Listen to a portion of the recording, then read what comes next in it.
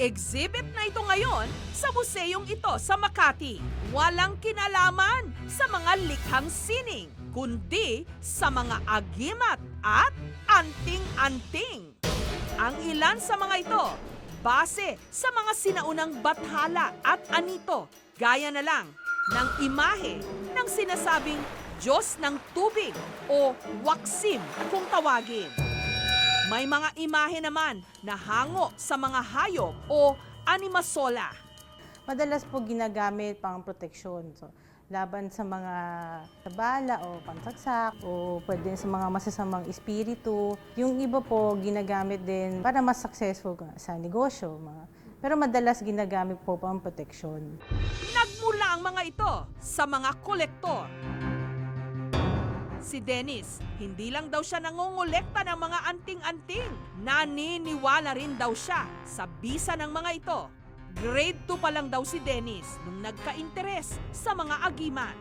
Ang pangolekta kasi ng anting-anting napakahirap eh. Bawal yung salitang benta sa pag-aanting-anting. Ginagamit na termino ay palimos, parang donasyon. Para sa akin napaka-importante nito kasi ito yung naglalarawan ng kultura ng ating bansa. At spiritually, napapalakas nito yung pananampalataya ko sa Diyos.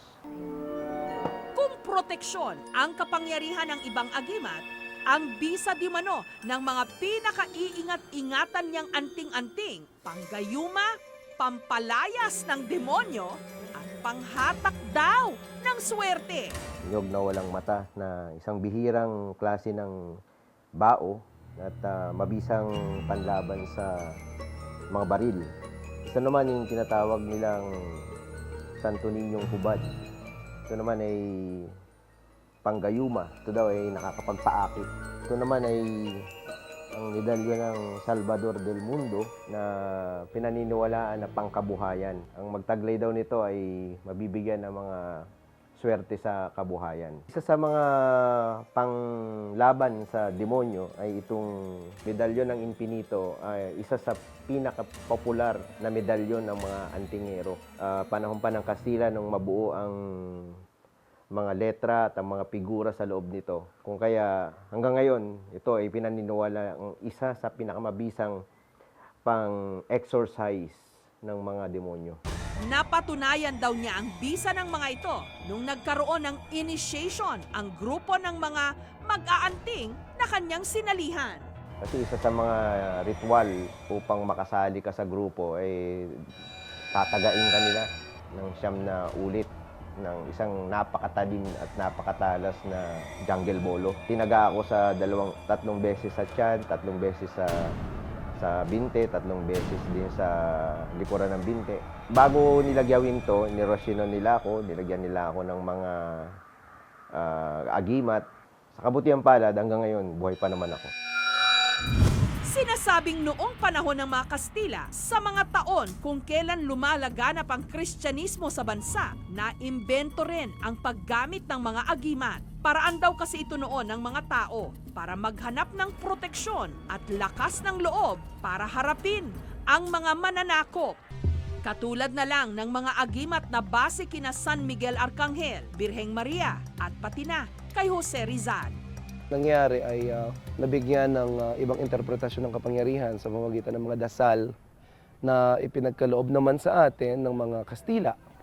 No? At ito nga ay yung mga, sabi nga nila, ay mga winika ng Diyos. Itong mga winika ng Diyos na ito ay nasa wikang Aramaiko.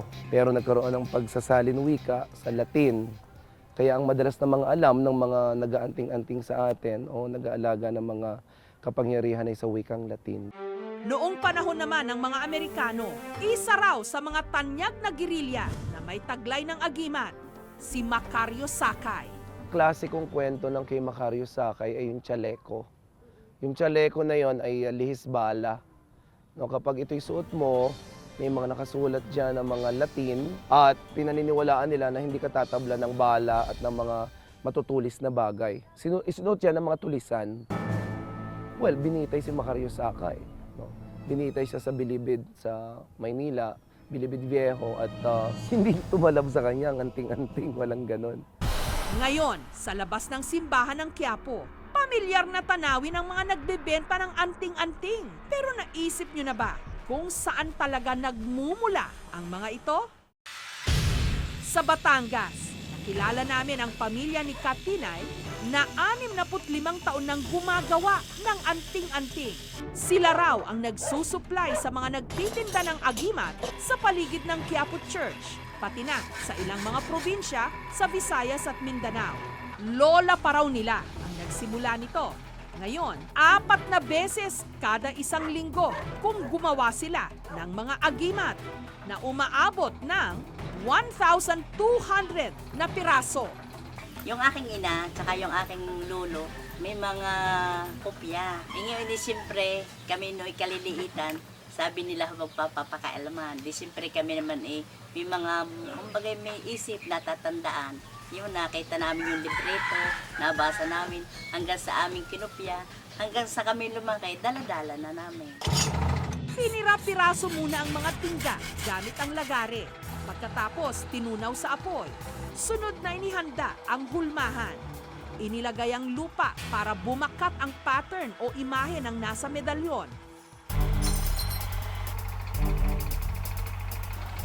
Nung natunaw na ang nagbabagang tingga, inilagay sa hulmahan. Nung lumamig, pinakintab. At ang pinakahuling proseso, bubulungan daw ang agimat. Paalala ni Katinay, tuwing Miyerkules ng gabi lang daw isinasagawa ang ritual na ito para magkabisa. Sinusuplayan namin, may mga kilala din silang mga manggagamot na kanilang pinadadasalan. Siguro sa nag-o-order sa amin kung gustong padasalan yung kanilang mga kinukuha. Higit sa lahat, may kaakibat daw na responsibilidad ang pagkakaroon ng agimat. Hindi raw ito dapat gamitin sa kasamaan, kundi laban sa kriminalidad. Sa panahong tayo gipit na gipit, wala tayong makakapitan. Kumbaga, yung hindi naman sa kayag yun dahil hanap buhay namin, pinagmamagaling namin. Kumbaga, in case of emergency, si Papa Jesus naman ang una lang natulong, gabay lang namin. Kumbaga, gabaylaan namin ito. Ang ilan sa mga itinuturing na pinakamadulas na kriminal. Sinasabing gumamit din daw ng anting-anting, katulad ni Nardong Putik ng Cavite. Ayon sa mga kwento-kwento, nang dahil di umano sa kanyang mga anting-anting, nakakatakas ito noon sa mga tumutugi sa kanyang pulis, nakakaiwas sa kapahamakan, kahit pa sa kamatayan. Taong 1923, ipinanganak si Leonardo Manicio o Nardong Putik sa Sabang, Dasmariñas, Cavite. Maraming salamat, Mamang Ino. Magiging magandang alaala na lamang sa akin ni Ita ito. Magsasaka ang kanyang mga magulang. Pangalawa siya sa 4 na magkakapatid, hindi nakapagtapos ng pag-aaral, pero naging pulis. Congratulations, Nardo. Pulis ka na ngayon. Sa kabila ng kanyang pagiging alagad ng batas, ayon sa nooy Philippine Constabulary, nasangkot si Nardong Putik sa iba't ibang mga krimen, katulad ng murder, kidnapping, at illegal possession of firearms. Pero ang isa sa mga malalaking kasong kinasangkutan niya, ang Maragondon Cavite Massacre, kung saan napatay di mano ni Nardong Putik ang mayor, chief of police at ilang miyembro ng kapulisan. Noon pa man, meron ng mga anting-anting ang kanilang pamilya. Pero ang pinakamakapangyarihan daw, ang anting-anting na ahas na may 2 ulo na kumikisap daw ang mga mata kapag may nakaambang panganib.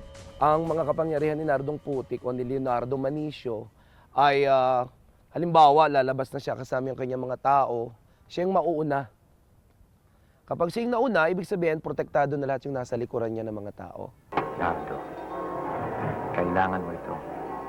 Marami kang kaaway. Hindi ko kailangan yan sa pakikipagduos ko sa aking mga kaaway. Nasa sa'yo yan. Pero ito namang anting para sa'yo lang kaligtasan. Pero pinabulaanan na agimat ang dahilan kung bakit 2 beses na natakasan ang panganib ni Nardong Putik.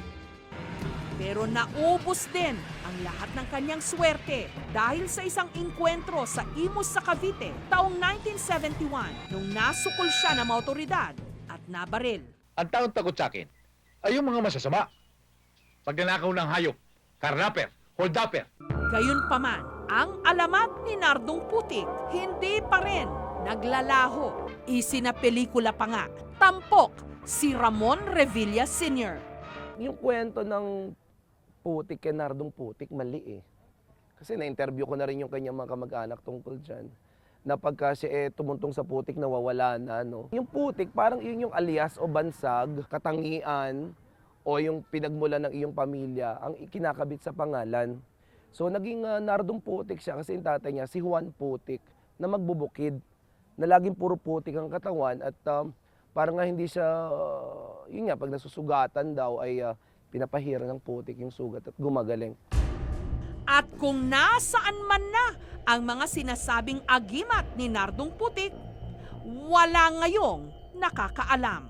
Meron din namang nagsabi na hindi na ipasa kahit kanino. Pero ako naniniwala ako doon sa isang kwento. Sabi nila na ito ay pinatago doon sa ibang mga tao niya tapos hindi na binalik sa kanya. Totoo ba ang mga agimat? May bisa nga bang talaga ang mga ito?